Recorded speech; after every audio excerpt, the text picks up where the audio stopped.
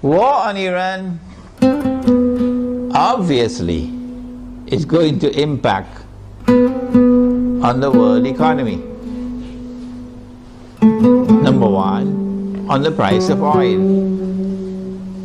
Not only because Iran is a major supplier of oil, but also because Iran is located in that basin that the Iranians call the Persian Gulf and the Arabs call the Arab Gulf, and they're still fighting over the words. This is the oil basin, and the river Euphrates enters into this basin. And Nabi Muhammad alayhi salatu wasalam told us 1400 years ago that the river Euphrates will uncover a mountain of gold. I suggest that you don't wait for the metal. I want to suggest to you that this is not a text to be understood literally. Protestant Islam is going to wait for a mountain of the metal. Let them wait. And we're not speaking disrespectfully of Protestant Islam. No, we're not speaking disrespectfully of the Salafis. Let me repeat it. I am not speaking disrespectfully of the Salafis, and I'm not speaking disrespectfully of their methodology of a literal interpretation of the text. All I'm saying is let them wait for the mountain of the metal. We interpret the text differently, and we say that mountain of gold is already here, and it's black gold, and it's oil. And the Prophet prophesied that they're going to fight over it, and in the end 99 out of every 100 are going to be killed. Conventional wars don't kill 99 out of every 100. Conventional wars do not kill 99% of all combatants. This has to be nuclear war to kill 99% of all combatants. Okay? So the Persian Gulf or the Arab Gulf is waiting for nuclear attacks. The price of oil is going to shoot up because Iran can also block the Straits of Hormuz. There's Iranian territory on this side and Oman on that side. It's not difficult for Iran to block the Straits of Hormuz and disrupt or the passage of oil tankers. So we can anticipate fairly confidently that the price of oil is going to escalate dramatically once the attack takes place. And the American government knows that. And that's why the American government does not want Iran to be attacked. Because the American government knows, and the Federal Reserve knows, and the bankers also know that the US dollar is going to collapse. It will not survive an Israeli attack on Iran with the price of oil shooting up through the roof. And if the US dollar collapses, of course they're going to have to demonetize the US dollar. It will no longer be legal tender. They have to have something in place. They probably already have something to replace it, but at a fraction of its previous value. The American economy is going to collapse. Large numbers of white Americans are going to lose their wealth. And many of them are going to be listening to this lecture. There's going to be chaos in the United States when the economy collapses. There can be riots in the United States, and they're already anticipating that.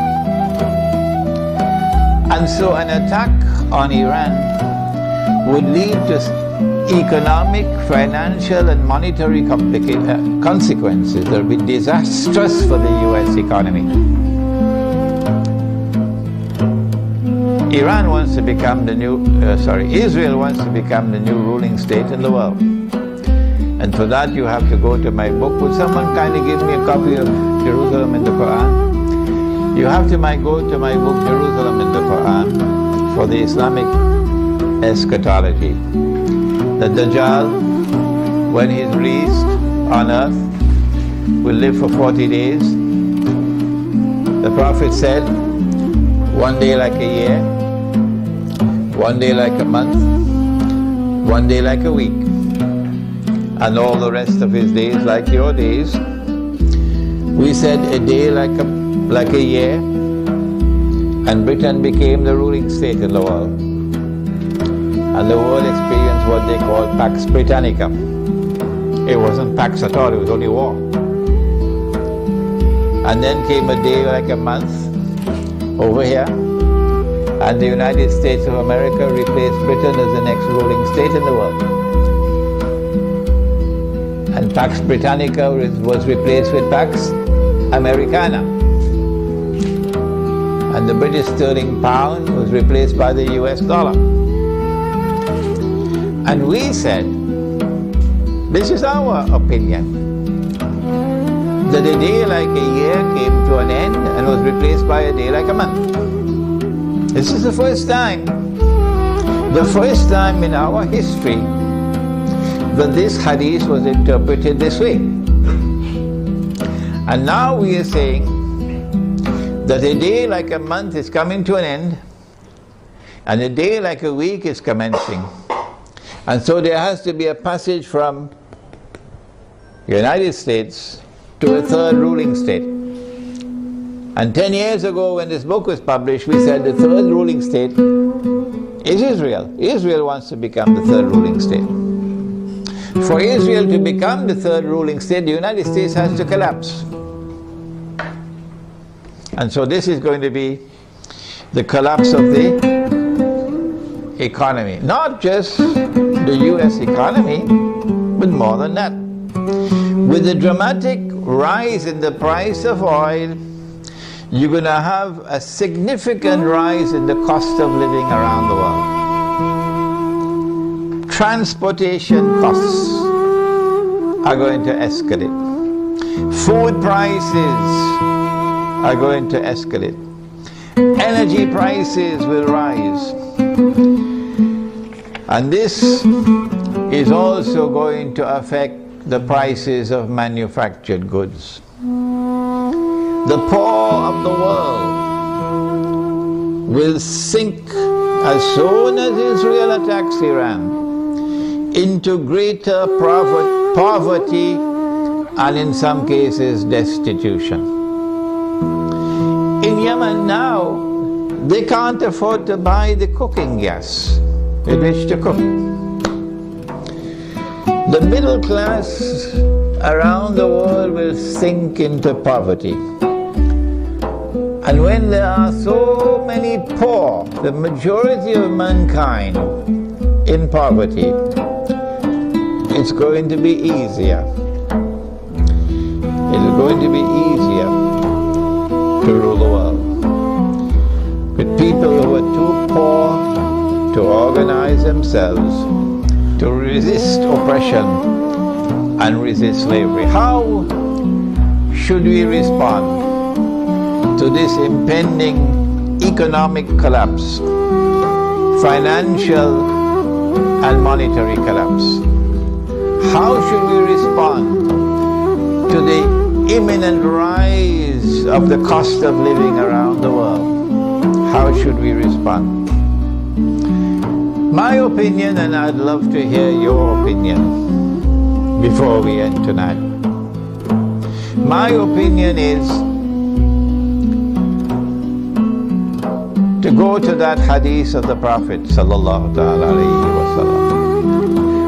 He said about Akhirul Zaman, he said, if you have land, hold on to your land. You're familiar with that, aren't you? And he said, if you have animals, hold on to your animals. And then a man asks, O Messenger of Allah, what about if we have neither land nor animals? He said, sharpen your sword. Of course, CNN is going to call him a terrorist now. He said, sharpen your sword, because you're going to be dealing with chaos and anarchy and riots as people seek to survive by fighting each other for food. Where can we get land and animals to sustain ourselves in this impending collapse? The answer is certainly not in the cities. If you believe that you can survive in the cities and get land and animals in the cities, you should buy a one-way ticket to the moon. And so Egypt, I'm talking to you tonight.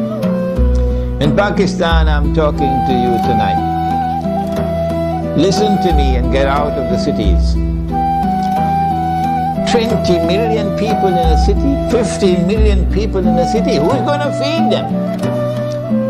Where are you going to get your food from? What's going to be the price of that food? Get out of the cities while still there is time. Go to the countryside. Go to where rain falls. Go to where there is water. And produce your own food. Dairy crops, food crops, dairy farming, milk and meat. So that you can survive the storm that is coming. Ensure there is water supply. Do not depend on oil for energy. Use natural energy. A bicycle is natural energy.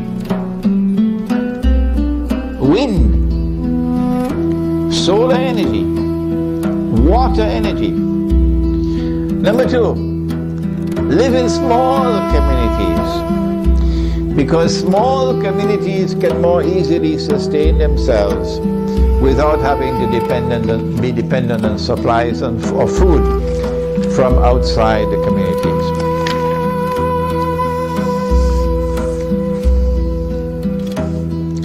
We now return to Pakistan.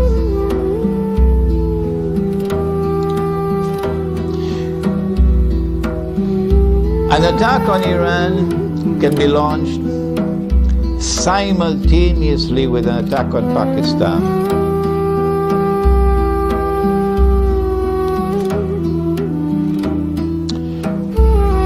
The purpose would be to eliminate Pakistan from the nuclear club. But we've been saying this for 10 years now. When the attack on America took place in September 2001, we produced a booklet 2 months later, a Muslim response to the attack on America. That booklet is on my website. And in that booklet we said that those who planned and executed 9/11 had as their ultimate target Pakistan. And they put the blame on Afghanistan so that they could put their troops in Afghanistan so that they'll be advantageously located for moving in on the final target, which is Pakistan. Why Pakistan? Why is Pakistan so important? The answer is Pakistan is a member of the nuclear club. It is the only Muslim country which possesses nuclear weapons. And according to the Bible of the Zionists, no Muslim country must be able to defend itself. The Zionist Bible says that no Muslim country must have nuclear weapons. But the Zionist Bible says Israel can have as many nuclear weapons as it wants. And Israel should be able to also use its nuclear weapons according to their moral law. And because Pakistan has nuclear weapons, Pakistan has to be denuclearized. Their strategy for denuclearizing Pakistan appeared to me 10 years ago to be to try to so destabilize Pakistan that there may be civil war in Pakistan, and then use that civil war as an excuse that we have to save the world from a nuclear holocaust. We have to save the world from nuclear weapons landing in the hands of terrorists. And so we have a mission. For the sake of mankind, we have to attack and invade Pakistan and destroy destroy the nuclear plants in Pakistan and destroy the nuclear weapons in Pakistan, and also break up Pakistan into bits and pieces so it can never rise again. When that happens, of course, we must have a Zionist friend to take over and control all the pieces. And it is time for Muslims around the world to recognize, including Muslims in Iran, that Israel's most strategic partner, most strategic ally in the world today, after the United States, is India, with Saudi Arabia neck and neck behind India.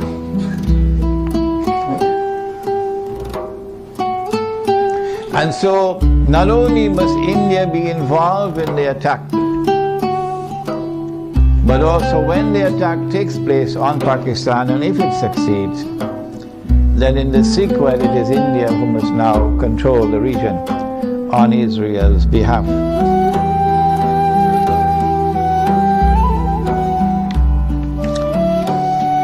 An attack on Pakistan, a successful attack on Pakistan, and the denuclearization of Pakistan and the breakup of Pakistan into bits and pieces will impact upon Muslims in the whole of that subcontinent in such a way as to bring about a state of demoralization and despair, and send shock waves to Muslims in the rest of the world. That one of the largest Muslim communities around the world, in India, Pakistan and Bangladesh, have now come under the foot of Hindu India.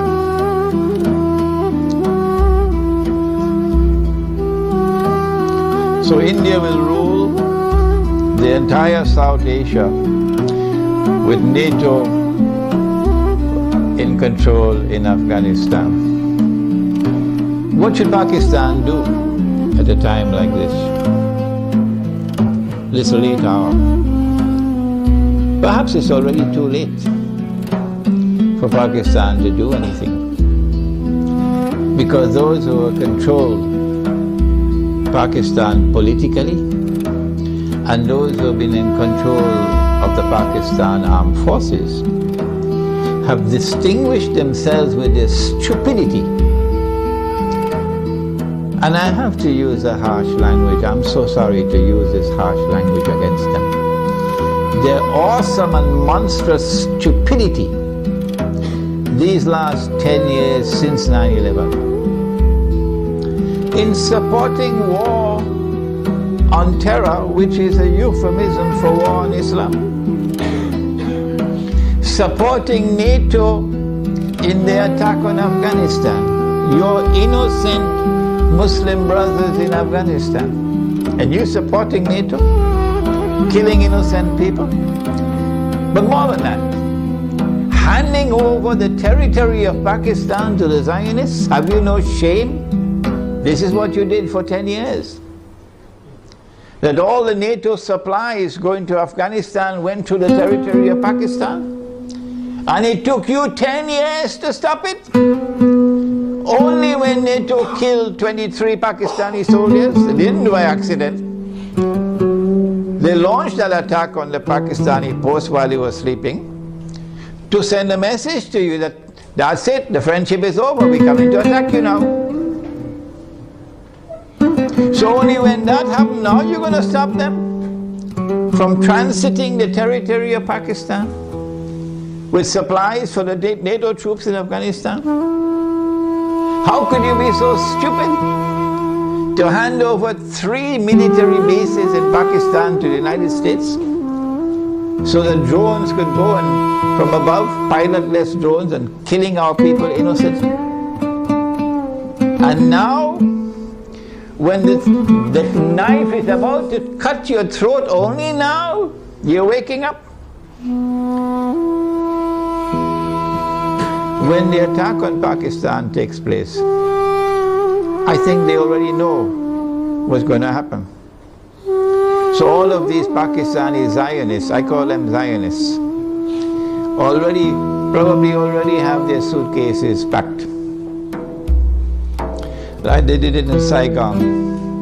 And they'll all be flying to Miami and to Los Angeles and to New York to spend the rest of their miserable lives. These traitors. But I'm not talking about them tonight. I'm talking about the Pakistani people, as poor as they may be. In their poverty, they still love Islam. And they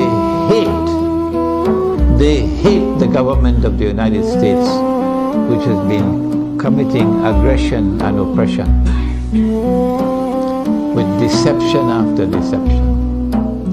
Feelings in Pakistan have reached fever pitch. They know in Pakistan the attack is coming. My advice tonight to them, if it is not too late, I don't know, what can you do?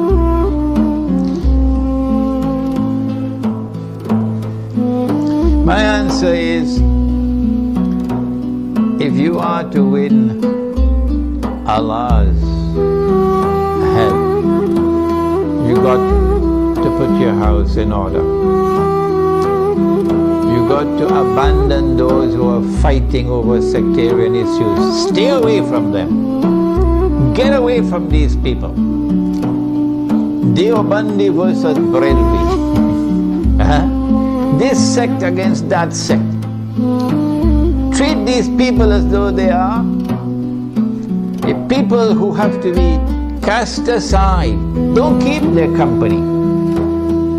And try to once again, bring the fraternity of Islam. That these are all brothers and sisters in Islam, one people. Identify yourself as a Muslim. I am the student of Maulana Dr. Muhammad Fadlur Rahman Ansari, rahimahullah.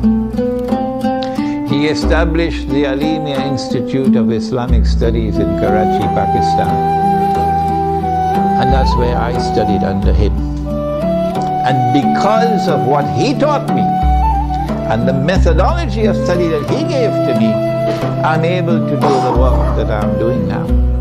So you might want to go to his grave in North Nazimabad in Pakistan, Block B. Go to his grave and offer dua. This is halal, this is permissible. To offer dua that Allah might forgive him his sins, grant him nur in his grave, and grant him Jannah. Ameen. Maulana Fadlur Rahman Ansari rahimahullah never joined in the sectarian warfare in Pakistan. Never. And he established the Alimia Institute as a non-sectarian institute. He was not Deobandi and the institute was not Deobandi. He was not Barelvi and the institute was not Barelvi. Let me repeat that to those who are now controlling the institute, where I studied and where I was once the principal. He established an institute which was neither Deobandi, nor Barelvi, nor Ahli Hadith, nor Wahhabi. It was Muslim. And he said himself, I am not Deobandi, I am not Barelvi, I am not Ahli Hadith, I am not Wahhabi, I am Muslim. That's his statement. And that's the way out for Pakistan today. To get out of this cancer of sectarian warfare. Number two, Allah made riba haram. Pakistan is miserably poor today because of riba. The paper that you're using as money in Pakistan, the rupee, is bogus, it's fraudulent, it's utterly haram. And it's a vehicle of riba. Your ulama in Pakistan have not been able to recognize that all these years. Go look for those scholars of Islam in Pakistan who can recognize that paper to be bogus and fraudulent and haram. Who can recognize so-called Islamic banking to be delivering riba through the back door. who can recognize that membership in the United Nations organization and submission to the Charter of the UN is a recipe to slavery, who can recognize that membership in the International Monetary Fund, which prohibits the use of gold as money, is a recipe for slavery. Look for such scholars of Islam and follow them. And also for the people of Pakistan, get out of the cities, go to the countryside and seek to produce your own food to sustain yourselves in the tomorrow that is coming that's going to be horrible. Let us now turn to implications for the United States of America. As soon as Israel attacks Iran, and my opinion is that Israel is not going to attempt to deliver a knockout blow.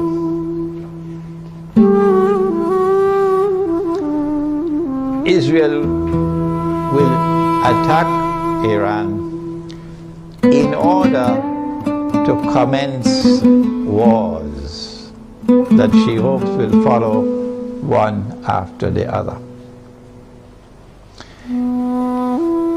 As soon as Israel attacks Iran,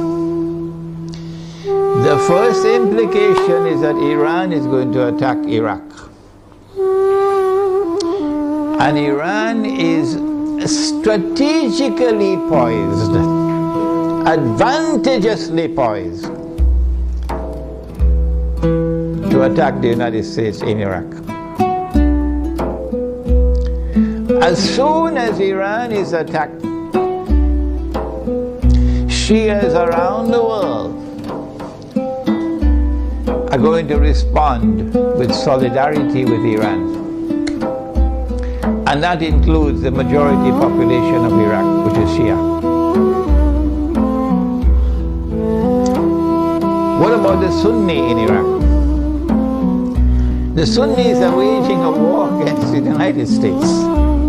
They want to get the United States out of Iraq. And if Iran attacks Iraq, the Sunnis are going to also intensify their attacks on the United States. And so the United States is going to be in a no-win situation in Iraq. You'll be facing enemies fighting you on all sides with no friends around you. None. I don't think, and I hope and pray, I don't think that NATO will succeed in getting the Turkish government to act so stupidly to attack Iran. I don't think it's going to happen. No. And let us pray that the Turkish government is not ruled by fools. And so NATO and the United States in particular are going to be faced with war in Iraq that they cannot win. And they can lose. They can lose. And this is what Israel wants. This is what Israel wants.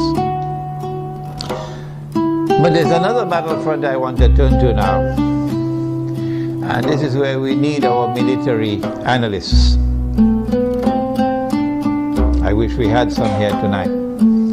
That Iran is also likely to attack Bahrain. And it should not be difficult for Iran to take Bahrain. Bahrain cannot stand up to an attack from Iran. Bahrain is across the water from Iran. I am suggesting to you that Iran is going to attack and take Bahrain. And if and when Iran attacks and takes Bahrain, then there's a causeway between Bahrain and Saudi Arabia where you could drive back and forth. The road will be clear to Saudi Arabia. I am anticipating, and the Saudis probably already have their plans laid out very well, because they know what's going to happen. and Israel already knows what's going to happen, that they're then going to turn to the United States to invoke whatever secret agreements they have of defense. That the United States has to intervene in Saudi Arabia to protect Saudi Arabia from an attack from Iran.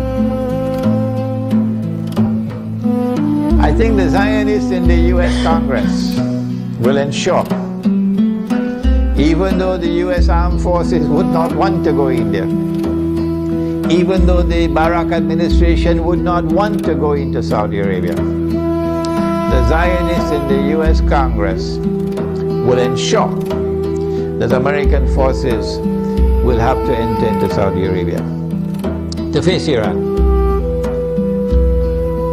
I'm also suspecting that they might do the same thing with Pakistan, to force the Pakistani political leadership and military leadership to follow some secret agreement they probably already have, to bring Pakistani troops into Saudi Arabia to face Iran. If that happens, number one consequence will be the United States will be facing two fronts where they're going to lose the war. The first front will be Iraq, and the second front will be Saudi Arabia. And Pakistan will be facing defeat in Saudi Arabia and civil war in Pakistan. In order to save the United States from defeat, Israel will have to intervene. And so history will repeat itself for those who have been reading Jerusalem in the Quran.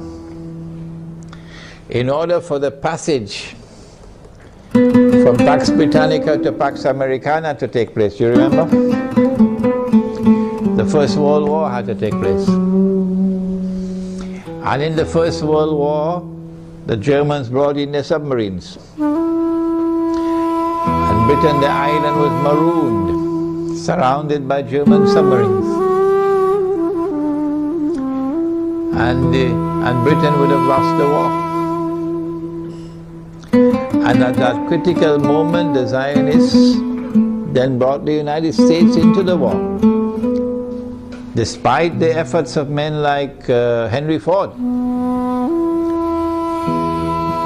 And when the United States entered into the war, then Britain was saved from defeat. But the consequence of that was that Britain was no longer the ruling state in the world. And the transfer of power from Britain to the United States was well on the way as a consequence of that First World War. So I am suggesting to you that the planning that is now taking place is a repeat of what happened then. That they're setting a trap for the United States, so that the United States is going to be led to a situation where it's going to be facing defeat in Iraq and in Saudi Arabia. These are my opinions, you don't have to accept them. And only one power in that region could intervene to save the United States from defeat, and that is Israel. And that would be the bell being rung. That this is the passage of power now from Pax Americana to Pax Judaica.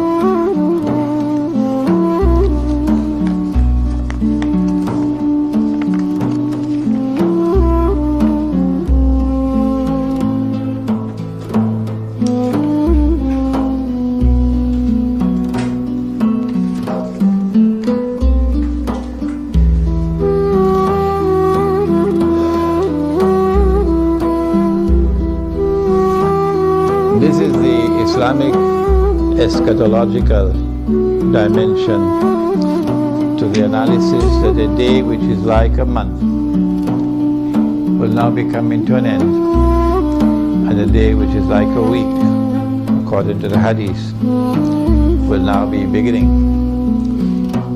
The Protestant version of Islam, which is the Salafi version, insists that somewhere on earth,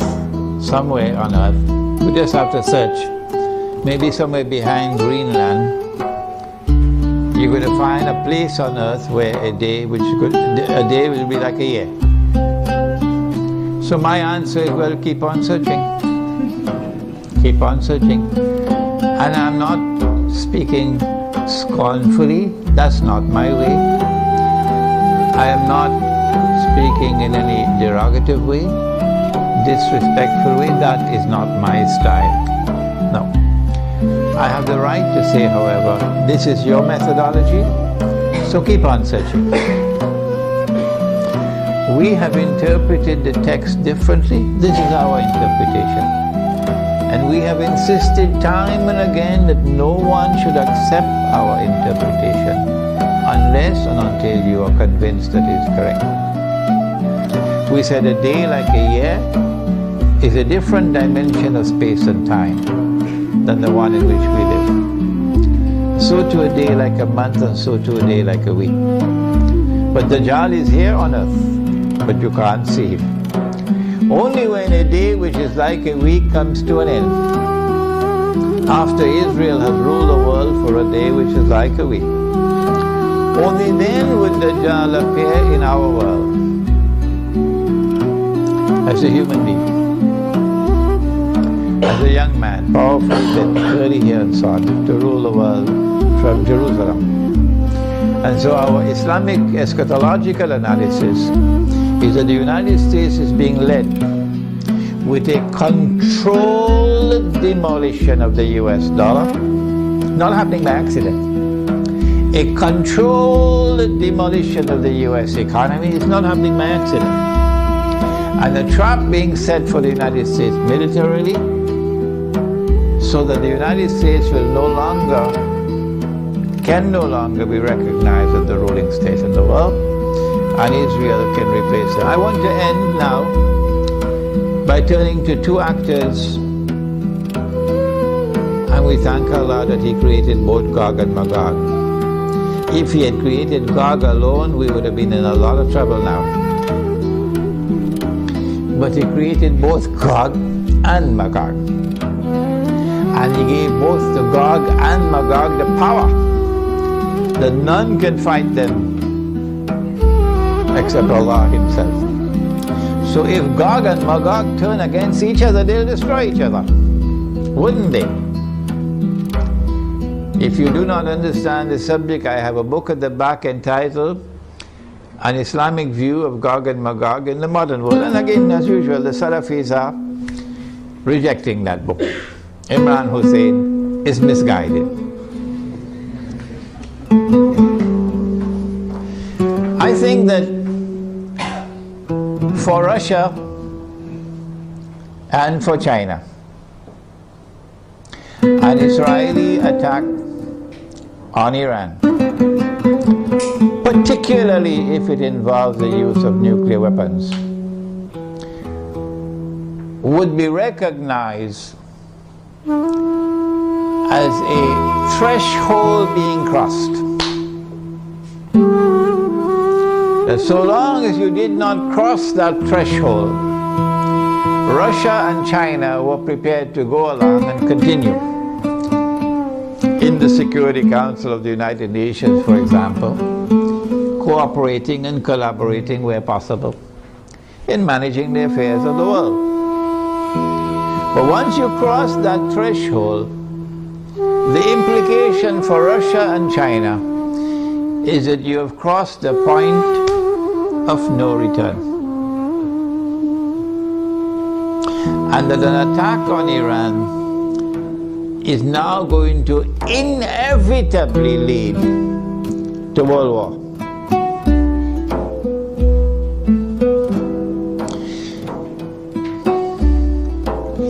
That after Iran and after Pakistan and after the Arabs, the Zionists are going to turn on China and Russia to make sure that China and Russia also bend down their knees and accept Israel, so that Israel can become the ruling state in the world.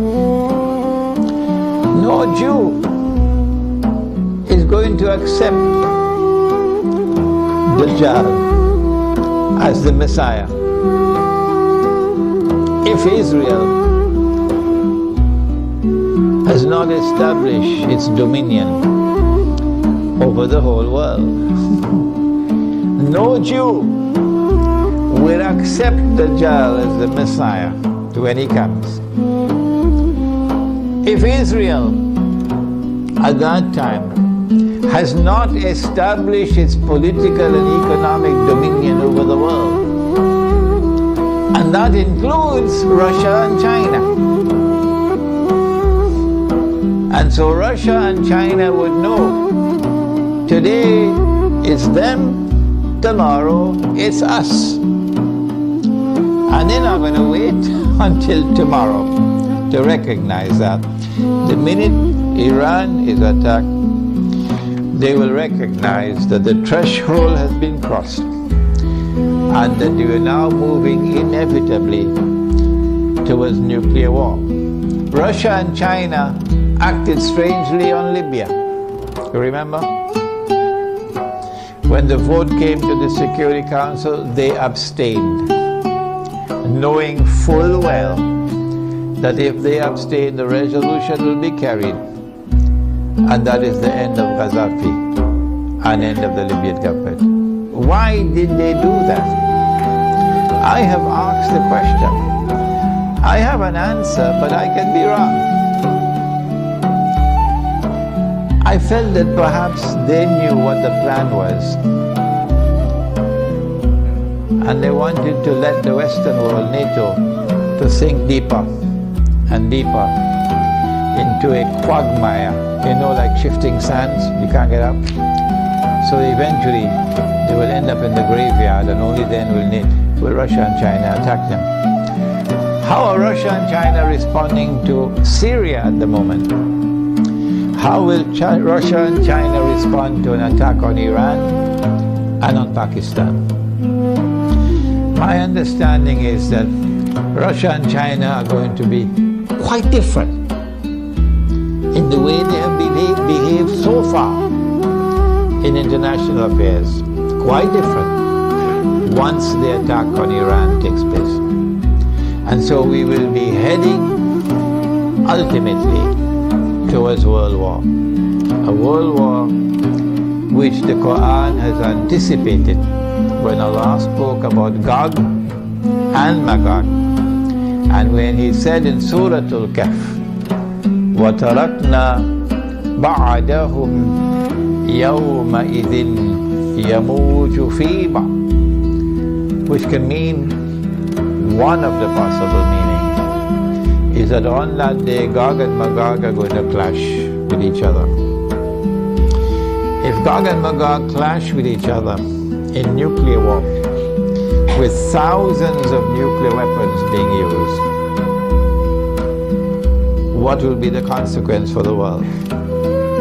Let me end with Surah Al-Isra, the ayah or the verse of Surah Al-Isra, in which Allah says, بعد أعوذ بالله من الشيطان الرجيم وإن من قرية إلا نحن مهلكوها قبل يوم القيامة أو معذبوها عذابا شديدا كان ذلك في الكتاب مسطورا. And not a single town or city will escape. They'll all be destroyed. And those which escape destruction will be punished with terrible punishment. And all of this is inscribed in the book. This brings an end to our preliminary analysis of the implications of an Israeli attack on Iran. We have certainly not exhausted the subject, and it is likely that we'll have to come back to the subject in a second and a third lecture. But I do believe that we have done sufficiently tonight to provoke you now to think on the subject, and I'll be very happy to hear your views and your responses. ربنا تقبل منا إنك أنت السميع العليم وتب علينا يا مولانا إنك أنت التواب الرحيم برحمتك يا أرحم الراحمين آمين.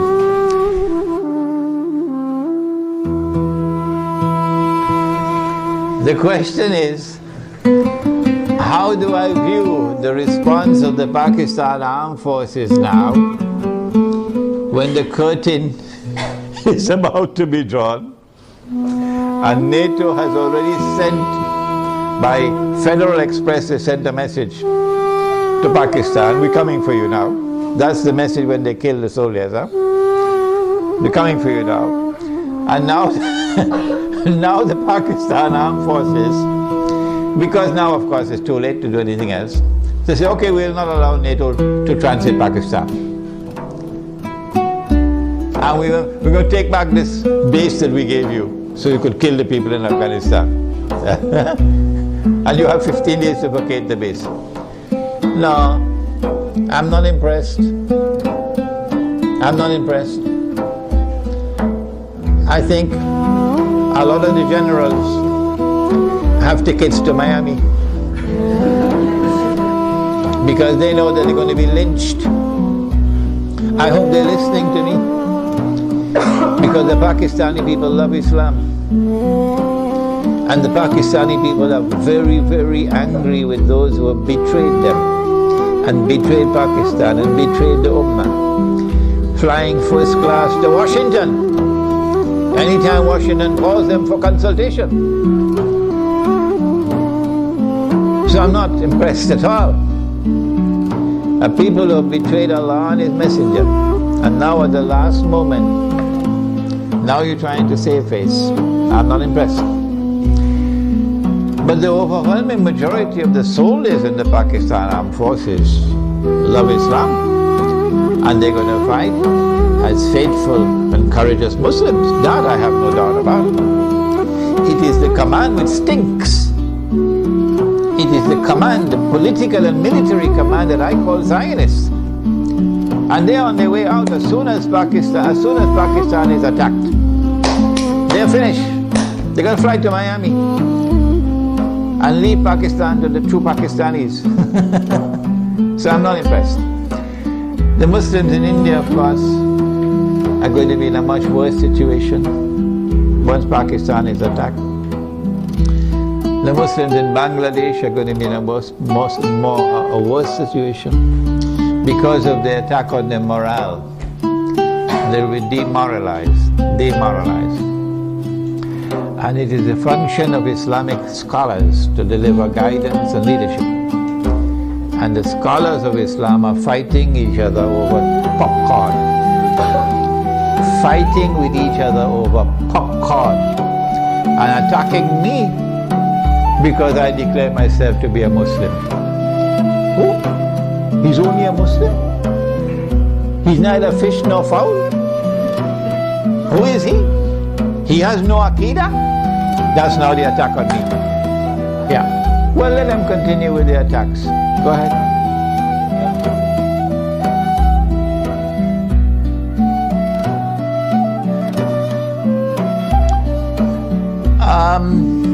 The question is whether the world is going to come to an end, Armageddon, the war of all wars, which will destroy most of humanity. Is it going to take place next year, 2012?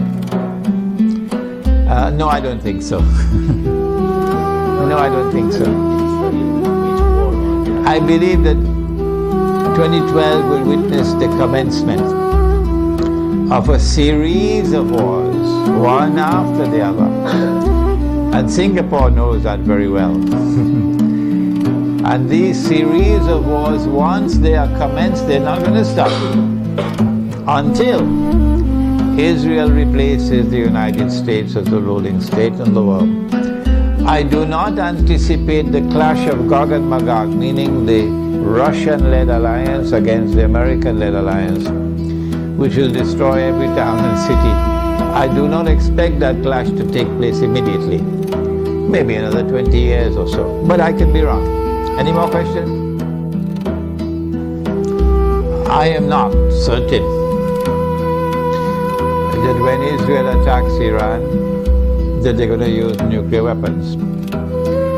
I expect the use of limited nuclear weapons on certain specific sites in order to destroy nuclear plants, underground nuclear plants and so on.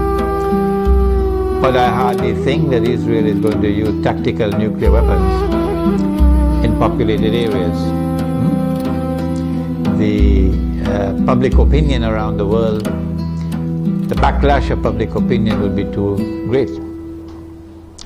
The hadith he has asked about, that Dajjal will be followed by 70,000 Jews from Isfahan wearing their Persian shawls.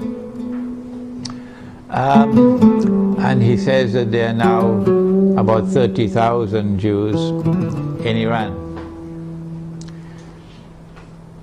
Part of the strategy adopted by Gog and Magog has been to accept a religion. The Khaza, for example, accepted Judaism. And so the world witnessed for the first time the unique phenomenon of something called a European Jew. Prior to this, the only Jews that there were in the world were Semitic Jews, Semites. The Europeans are not Semites. But when the Khaza accepted Judaism, this is a historical fact, they accepted Judaism, the European Jews came into being. And the Quran accepts as a Jew whoever claims to be a Jew. You may not be an Israelite, but if you declare yourself to be a Jew, then we accept you as a Jew. And so when the Prophet said, alayhi salatu wasalam, that you're going to fight the Jews, and you're going to defeat them, and at that time the stones and the trees will speak, and they will say, there's a Muslim, there's a Jew hiding behind me, come and kill him. He's not referring to any Israelite Jew alone. He's referring to all Jews, European Jews as well as Israelite Jews. 40,000 Jews from Isfahan, therefore, could be Jews, both Israelite and non-Israelite. Sometimes, 70,000, sorry. Sometimes when the hadith uses a figure, it uses it figuratively, can't get the pronunciation, as a figure of speech. For example, a man asked the Prophet ﷺ, which is the first masjid that was built. He said the Kaaba. And then he asked which was the second masjid which was built. He said Masjid al-Aqsa in Jerusalem. And then he asked how much time elapsed between the two. He said 40 years. 40 years for a few thousand years? 40 years for a few thousand years between this one and that one? How could it be 40 years? So sometimes the hadith will use a number as a figure of speech. It does not therefore have to be understood literally. One of the reasons for the attack on Iran, this question now allows me to expand my analysis, is because the Zionists want to get rid of the present government in Iran. You can choose to believe what you want, but I accept that the present government of Iran is sincere in its opposition to Israel and its support of the Palestinians. You can choose to believe what you want, that's your business. This is my opinion. My view is that one of the reasons for the attack on Iran would be to bring about regime change in Iran. The present regime in Iran is not a militantly Shia regime waging Shia-Sunni sectarian war. No. The present regime in Iran is willing to establish fraternal ties with Sunnis. Yes, they do not permit any Sunni masjid to be established in Iran. So Sunnis in Iran do not have Salatul Jummah, they have to go to the masjid under the Shia control. And that, of course, is something we don't agree with. But that's not a cause for taking up guns and fighting them. No. So I understand that the government in Iran at this time is a government which is prepared to try to establish Shia-Sunni solidarity. This is my view. And this is something inimical to Zionist interests. The Zionists would like to direct the Shia world in a direction of confrontation with Sunnis. And for that, you need to have regime change in Iran. And if they succeed in that regime change by attacking Iran, they will want a new regime to emerge in Iran, which will be militantly sectarian and facilitate the emergence of a civil war between Shia and Sunni. At that time, if this succeeds, then I believe we'll see the fulfillment of this hadith about Dajjal being followed by 70,000 Jews from Isfahan wearing their Persian shawls. Any more questions? The question pertains to the use of gold and silver as money and the utility of buying gold and silver at this time when the gold stocks of the world are controlled by those who are not Muslims, and that by buying gold you are enriching non-Muslims. I have a book at the back entitled The Gold Dinar and Silver Dirham, Islam and the Future of Money. Whether we like it or whether we don't, the world tomorrow, in my opinion, is going to return to gold and silver as money. Whether you like it or whether you don't. I came to this conclusion about 2 years ago perhaps, because of my study of Islamic eschatology, that no Jew will accept Dajjal as the Messiah. None. If Israel is using paper money. Because every Jew knows what the ulama don't know in Islam. Every Jew knows what the muftis don't know in Islam. Every Jew knows that this paper is bogus, is fraudulent, is utterly haram. Every Jew knows that. And it's a vehicle through which mankind is ripped off of the world. They all know it. It's only our scholars don't know it. In order for Dajjal to convince the Jews that he is indeed the true Messiah, he's going to have to bring back the money which the temple in Jerusalem used to mint. The temple built by Sulaiman alayhi salam minted its own gold and silver coins. Because the Roman government minted coins with graven images, and this was not kosher, not halal, to put a human head on the coin. And people had to go to the temple with their Roman coins, and you had to pay the rabbis for services like making zabiha of animals, to sacrifice an animal. Only the rabbi could do it in the temple. How would you pay? Because this money is not halal, with a graven image. So there were money changers in the temple who would change Roman money to temple money. And the money changers were ripping off the people. And when Nabi Isa alayhi salam entered the temple, he saw that, he cursed them, because that's a form of riba. And he overturned their tables, and he chased them out of the temple. And he said, you've taken the house of God and transformed it into a den of thieves. So every Jew knows that the temple minted its own coins, gold and silver. And so Israel has to return to gold and silver as money. And therefore the Zionist world has to return to gold and silver as money. And when they do, guess what the world of Islam will do? The muftis are going to wake up. And And they're going to say, yes, yes, yes, this is halal money.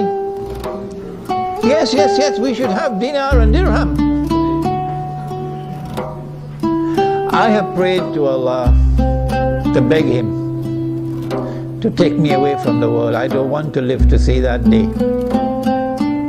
because the shame and the disgrace will be too great for me. The shame and the disgrace as a Muslim for me will be too great.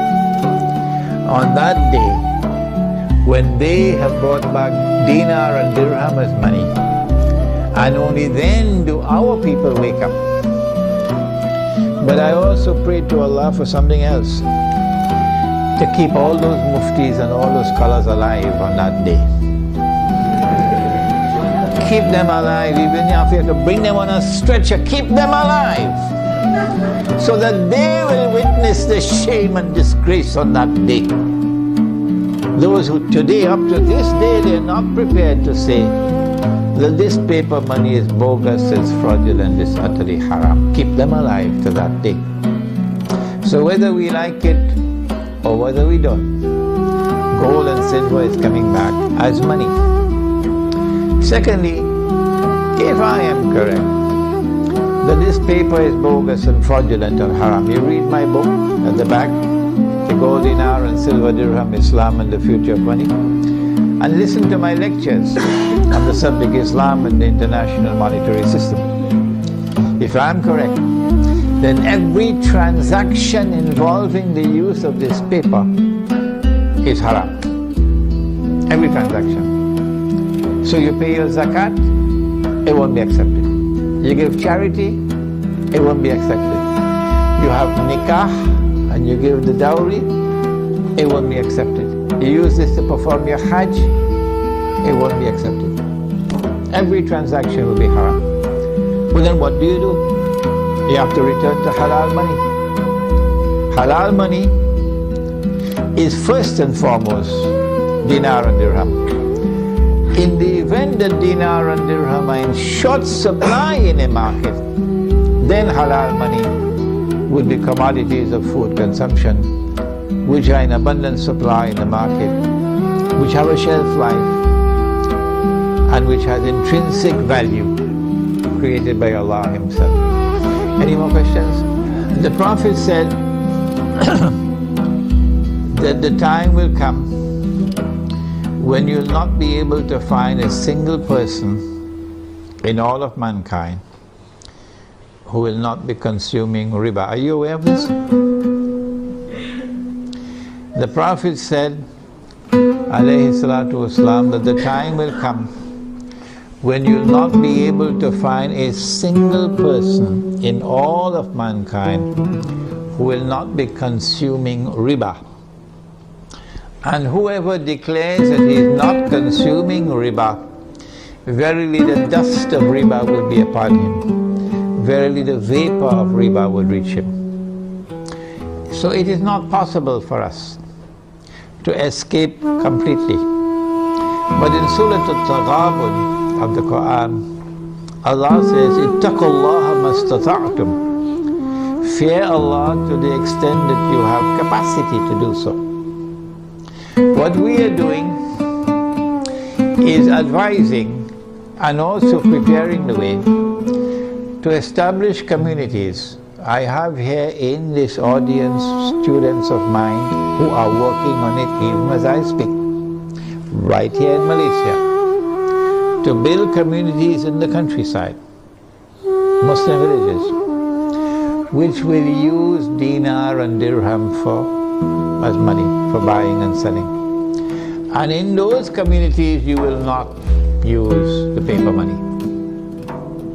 At least this is an effort to respond. If you have a better way, tell us, show it to us. We are not convinced that you could do this in downtown KLCC. We are on the contrary convinced that you can do it in the countryside. And once you make that effort, then Allah can help you. Okay? So, even when you build such a community in the countryside, and and 90% of all your transactions are halal, you will still have to market your produce. People who are coming from outside to buy, or you buying things from outside, there will still be interaction with the outside world. And that interaction will be involving electronic money. Tomorrow people will be gone. Okay? So let us agree on this position, that we are obliged to make the best effort. Any more questions? The question is about the euro and the fact that the euro is in trouble. Before the euro was created, put together, you had individual currencies in Europe. Okay? And you still have them, but they're now linked together. If the euro collapses, then you return to what you had before. The German mark by itself, the Italian lira by itself, the sterling pound by itself, the French franc, existing by themselves, separate from each other. You just go back to where you were before. But in the same way that the world is witnessing a controlled demolition of the US dollar, so too it's not far-fetched for us to recognize that the same thing is happening to the euro.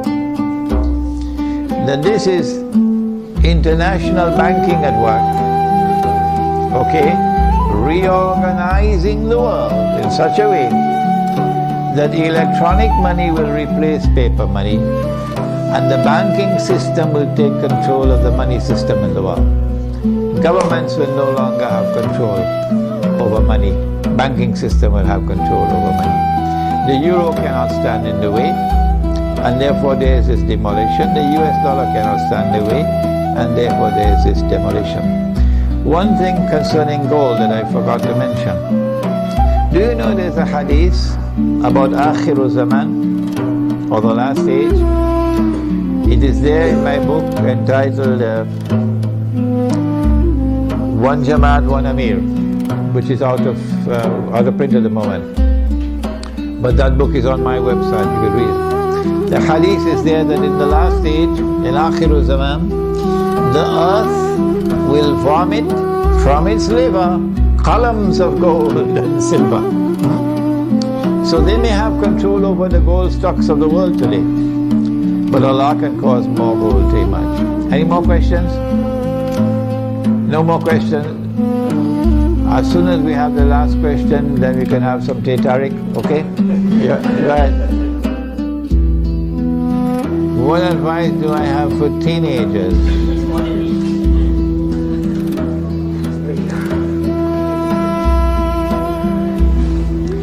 He said that Dajjal will be a young man. A young man. And I said, based on that hadith, that tomorrow the young people are going to rule the world. Today, when I buy some, I don't know whether you've ever heard the word. It's a word that is very strange in my vocabulary. I never heard it before 10 years ago. Something called top up. Top up. Yeah, top up. Yeah. So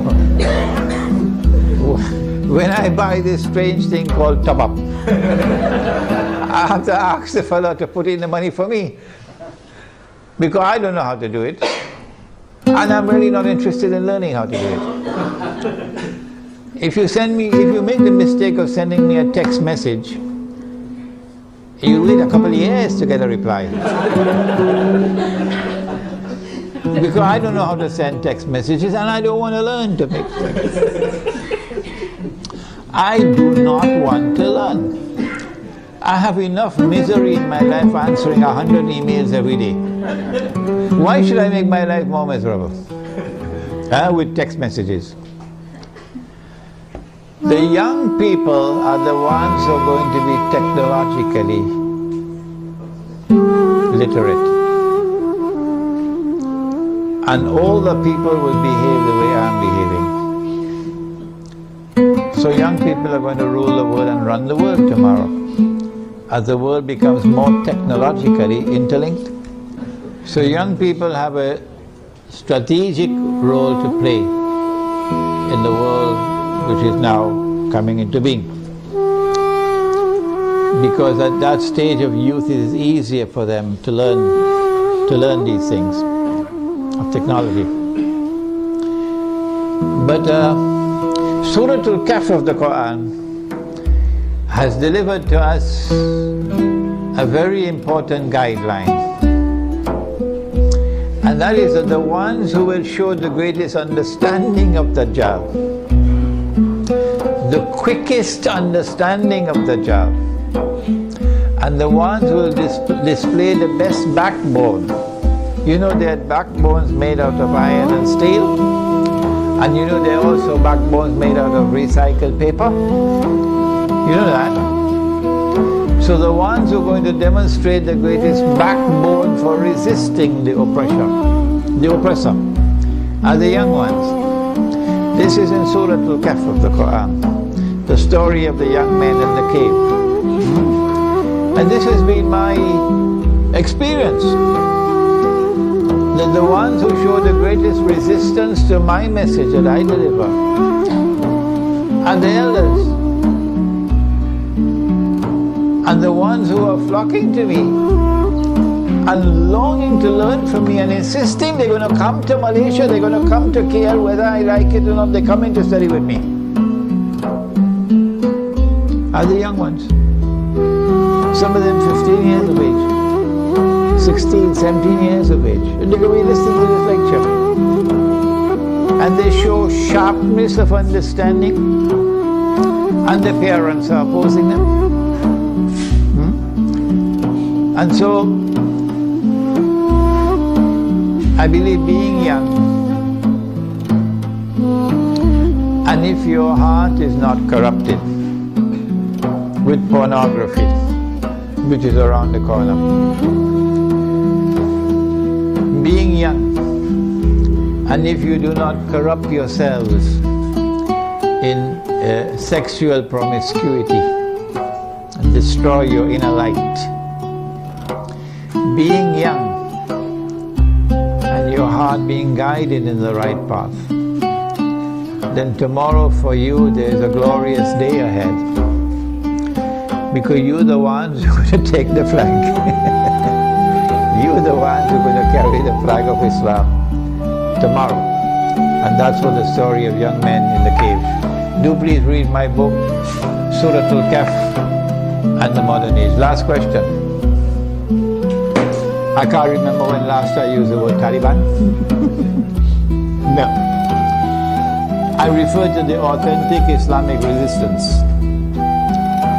The authentic Islamic resistance, resisting oppression in Afghanistan, resisting oppression and occupation in Iraq. What do I think of them? They are the ones who tomorrow are going to lead the army. They're the ones who are going to open the way for the army which is going to march straight to Jerusalem.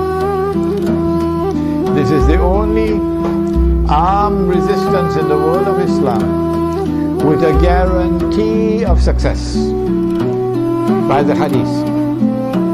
Guarantee of success. And we must support that armed resistance in Afghanistan and in Iraq in whatever way we can, with our tongue, with our pockets, in whatever way we can. All right, that's enough for tonight. Wednesday night at the Tanaga International University. Tanaga National? No. Tanaga National. At the Tanaga National University in Bangi. At the same time, 8 o'clock. And the topic is Islam, the United Nations and the New World Order. And then on Saturday, the last one, at UIE in Gombak, on the coming financial crash. It's a seminar with Dr. Mira and myself taking the whole of the Saturday morning. ربنا تقبل منا إنك أنت السميع العليم وتب علينا يا مولانا إنك أنت التواب الرحيم. اللهم أنت السلام ومنك السلام تبارك ربنا وتعاليت يا ذا الجلال والإكرام. اللهم أرنا الحق حقا وارزقنا اتباعه وأرنا الباطل باطلا وارزقنا اجتنابه. اللهم أرنا الأشياء كما هي. اللهم إنك عفو كريم تحب العفو فاعف عنا يا كريم. اللهم إنا نعوذ بك من عذاب القبر ومن عذاب النار ونعوذ بك من فتنة المحيا والممات ومن فتنة المسيح الدجال. وصلى الله تعالى على خير خلقه محمد وعلى آله وعلى أصحابه أجمعين برحمتك يا أرحم الراحمين. آمين.